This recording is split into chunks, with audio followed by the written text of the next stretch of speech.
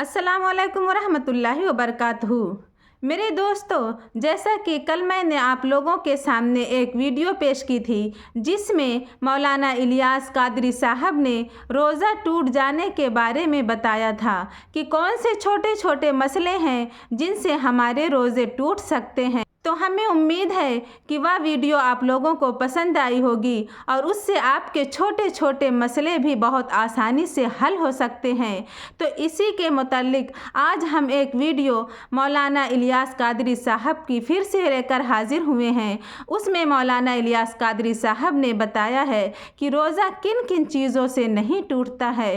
तो मेरे प्यारे बहन और भाइयों, रमज़ान मुबारक के प्यारे महीना में रोज़ा रखते हुए हमें छोटे छोटे मसले, छोटी छोटी बातों को जानना बहुत ज़रूरी है। तभी हम अपने रोज़े को एक मुकम्मल रोज़ा बना सकते हैं और अपनी इबादत से और अपने रोज़ा से अपने अल्लाह ताला को खुश रख सकते हैं और उनको राज़ी भी कर सकते हैं, क्योंकि अल्लाह ताला रमज़ान मुबारक का प्यारा महीना इतना अफजल है कि हम इसमें अल्लाह ताला की इबादतें करके अपने अल्लाह ताला को राज़ी कर सकते हैं, अपने लिए दुनिया व आखिरत दोनों संवार सकते हैं। तो आइए आज की वीडियो में हम सुनते हैं कि किन किन चीज़ों से रोज़ा नहीं टूटता है, जो हमारे लिए बहुत अहम है। इन छोटी छोटी बातों से हमारे अंदर बहुत सी तब्दीलियां आ सकती हैं, हम अपने ईमान को एक मुकम्मल ईमान बना सकते हैं। तो आइए शुरू करते हैं। सबसे पहले इस वीडियो को देखते हैं।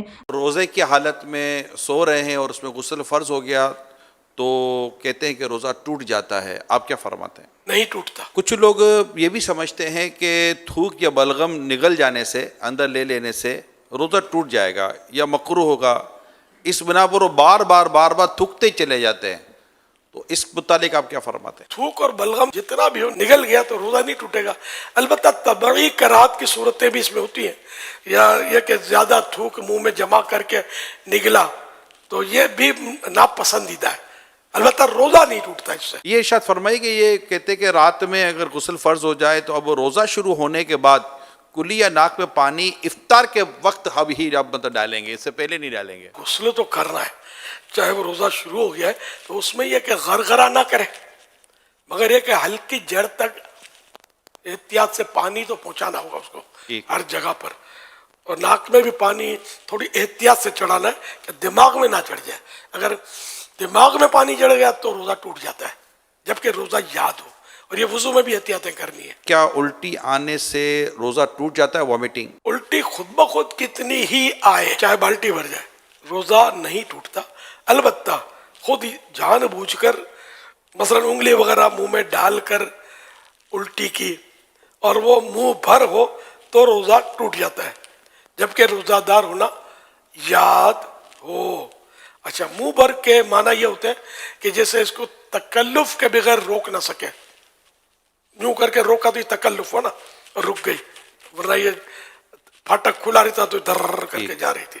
तो इस सूरत में भी रोज़ा तोड़ने वाली ही ये कह है। कहते हैं कि हालत रोज़ा में मिसवाक नहीं करनी चाहिए, आप क्या फरमाते हैं? गलतफहमी है। जिस तरह रोज़े के अलावा मिसवाक सुन्नत है, उसी तरह रोज़े में भी सुन्नत है। कोई इसमें एहतियात है? एहतियातें हैं इसमें कि बेहतर ये है कि ऐसी मिसवाक इस्तेमाल की जाए जिसका टेस्ट और रेशे, टेस्ट या रेशे मुंह में ना रह जाए। अगर मिसवाक चबाने से रेशे छूटे या मज़ा महसूस हो तो ऐसी मिसवाक रोज़े में नहीं करना चाहिए। अगर रोज़ा याद होते हुए मिसवाक चबाते, दांत मांजते, मिसवाक करते हुए इसका रेशा या कोई जुज़ यानी हिस्सा हल्क से नीचे उतर गया और इसका मज़ा हल्क में महसूस हुआ तो रोज़ा फासिद हो यानी टूट जाएगा। और अगर इतने सारे रेशे हल्क से नीचे उतर गए जो एक चने की मिकदार के बराबर हो तो अगरचे हल्क में जायका महसूस ना हो तब भी रोज़ा टूट जाएगा।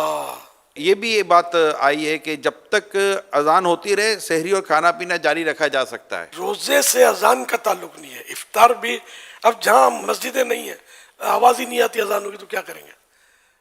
तो इसलिए वो इनका ताल्लुक अजान से नहीं है, औकात से, टाइमिंग से। तो शहरी लोग करते हैं कि इधर की अजान की आवाज़ आ रही है, उधर की अजान की आवाज़ अभी नहीं आई, तो ये इल्म की कमी की वजह से ऐसा करते हैं। ऐसा कुछ नहीं है।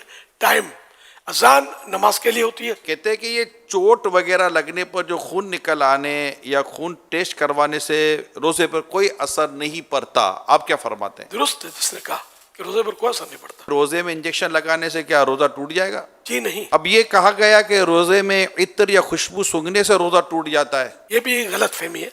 रोजे पर कोई असर नहीं पड़ता इसका। कुछ लोग समझते हैं कि जो मर्ज या किसी और दुरुस्त आरिज़े या बगैर उज़र के रोजा छोड़ दे तो फिदिया देना इसका मुतबादिल है, इसका नेमल बदल है। जी नहीं, ऐसा कुछ भी नहीं है।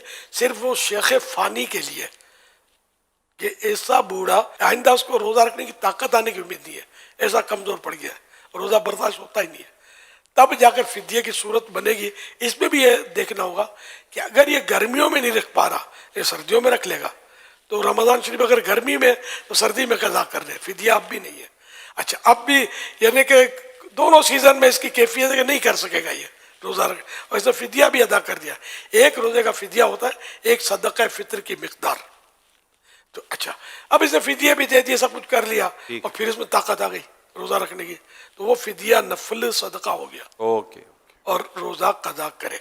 कुछ लोग समझते हैं कि रोजे की हालत में ठंडक के लिए नहाना या कुली करना ये मकरू है, क्या ऐसा ही है? मकरू नहीं है, मना नहीं है। हाँ, अगर परेशानी जाहिर करने के लिए कोई मतलब यानी कि कपड़ा लपेटता है या बार बार कुलियाँ करता रहता है, तो उसका मतलब ये करना ये मुनासिब नहीं है। इबादत में दिल तंग होना ये अच्छी बात नहीं। कुछ लोग समझते हैं कि कुली करते हुए अगर गलती से पानी हलक से उतर जाए तो रोजा नहीं टूटता। अगर कुली करते हुए रोजा याद है और पानी हल्क से नीचे उतर गया तो रोजा टूट जाएगा, और अगर रोजा याद नहीं है तो चाहे जानबूझकर पानी उतार दिया हल्क से नीचे, तब भी रोजा नहीं टूटेगा। ये बात भी है कि जो खवातीन प्रेग्नेंट होती हैं, हामला होती हैं या दूध पिलाना इनको होता है तो उन पर रोजा फर्ज नहीं है। इन दोनों सूरतों में तो ऐसा नहीं कि रोजा फर्ज ना हो, अलबत्ता बच्चे की जान का या बच्चे की माँ का यानी कि जान का खतरा है या कोई सा मरज हो सकता है कि जो इलाज मुश्किल हो जाएगा, सख्त मरज जिसको बोलते हैं, इस तरह की कोई उज़्र हो, तब जाकर रोजा बाद में कज़ा करने की इजाज़त मिलेगी। सिर्फ इसको मतलब यह कि हामिला है या दूध पिलाती है, सिर्फ इस वजह से इजाज़त नहीं मिलेगी। दूध में भी यही है कि मतलब अगर वो दूध पिलाएगी तो वही जानों के खतरे हैं, इतनी कमज़ोर पड़ जाएगी कि दम तोड़ देगी, या बच्चे को दूध नहीं पिलाएगी बच्चा फौत हो जाएगा, तब जाकर रोज़ा छोड़ने की इजाज़त है, और बाद में कज़ा फिर भी फ़र्ज है। अगर खून की कमी है तो वीकनेस है, उसकी वजह से वीकनेस है, तब क्या रोज़े में कोई रियायत है? इस तरह के जो भी अमराज है ना, तो इसमें या तो अपना तजर्बा है कि मरज बढ़ जाता है या कि जान के लाले पड़ जाते हैं, ख़तरा जान चली जाएगी या अक्ल चली जाएगी वगैरह, एक तो अपना तजर्बा है तो रोज़ा कज़ा करने की इजाज़त मिलेगी। या कोई खौफ खुदा वाला डॉक्टर, बाद डॉक्टर बात में कहते हैं रोज़ा मत रखो, लेकिन कोई खौफ खुदा वाला, अल्लाह और रसूल की बातों को समझने वाला, डरने वाला, वो अगर मशवरा देता है तो फिर उसके मशवरे पर वो रोज़ा ना रखे और बाद में कज़ा कर ले।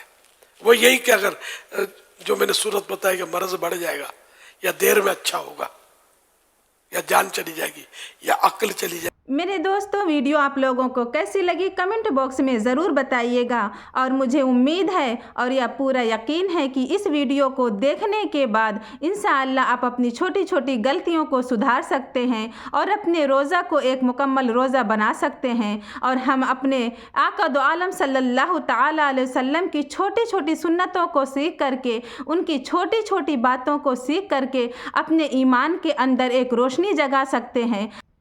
मेरे दोस्तों, इस वीडियो को अपने रिश्तेदारों में ज़रूर शेयर करें ताकि वह भी इसे देख करके छोटी छोटी बातों को सीखने वाले बने और अपने ईमान को एक मुकम्मल ईमान बनाएं। ऐसे ही वीडियो देखने के लिए हमारे चैनल को सब्सक्राइब कीजिए। हमारे चैनल पर नए हो तो बेल नोटिफिकेशन को प्रेस कर दीजिए।